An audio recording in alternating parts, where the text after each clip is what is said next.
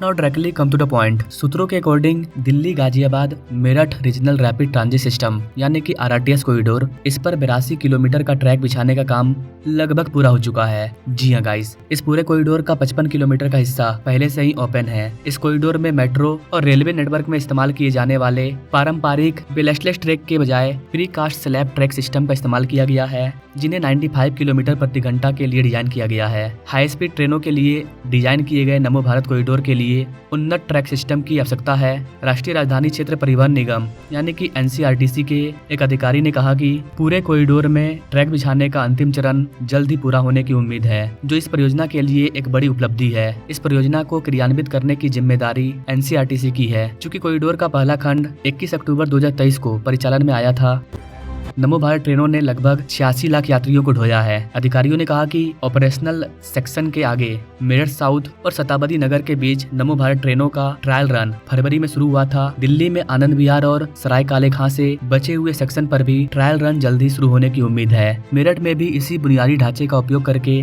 स्थानीय मेट्रो सेवा शुरू की जाएगी, जिसका व्यापक परीक्षण पहले ही चल रहा है। अधिकारियों ने जोर देकर कहा कि निर्बाध संचालन सुनिश्चित करने के लिए कठोर परीक्षण किए जा रहे हैं। इस कॉरिडोर के साथ मेट्रो सेवाओं के एकीकरण से क्षेत्रीय संपर्क और पहुंच में वृद्धि होने की उम्मीद है। नाउ अब चलते हैं दिल्ली अलवर रूट पर। चूंकि गाइस आप सभी जानते हैं कि दिल्ली में अब सरकार चेंज हो चुकी है और मोदी गवर्नमेंट की सरकार दिल्ली में आ चुकी है, और इस बार के बजट में नमो भारत ट्रेन को लेकर के अच्छा खासा बजट को भी जारी किया गया है। पिछली सरकार के दौरान दिल्ली अलवर या फिर दिल्ली पानीपत का काम तेज गति से आगे नहीं निकल रहा था, क्योंकि दिल्ली गवर्नमेंट तो सिर्फ दिल्ली को देखेगी। हरियाणा और पानीपत और अलवर ये तो राजस्थान हो गया और हरियाणा हो गया, वहाँ पर वो फोकस क्यों करेगी। बट जो सेंट्रल गवर्नमेंट है भारत सरकार, उसका फोकस तो पूरे भारत पे होगा। जाहिर सी बात है, राज्य सरकार का फोकस अपने राज्य को आगे बढ़ाने में होगा, सेंट्रल गवर्नमेंट का फोकस पूरे भारत पे होगा। दिल्ली की सरकार थी तो हरियाणा और राजस्थान वाला जो कॉरिडोर था वो आगे नहीं बढ़ पा रहा था। बट अभी क्या हो रहा है कि राजस्थान, हरियाणा, दिल्ली, हर जगह सेंट्रल गवर्नमेंट मोदी गवर्नमेंट की सरकार है, तो काम में कोई डिले नहीं होगा। दिल्ली मेरठ के बाद दिल्ली का 2 प्रमुख कॉरिडोर, दिल्ली से पानीपत, करनाल और दिल्ली से अलवर, इसमें अब तेजी आने की संभावना है। केंद्र सरकार ने इन परियोजनाओं को पूरा करने के लिए राष्ट्रीय राजधानी क्षेत्र परिवहन निगम यानी कि NCRTC को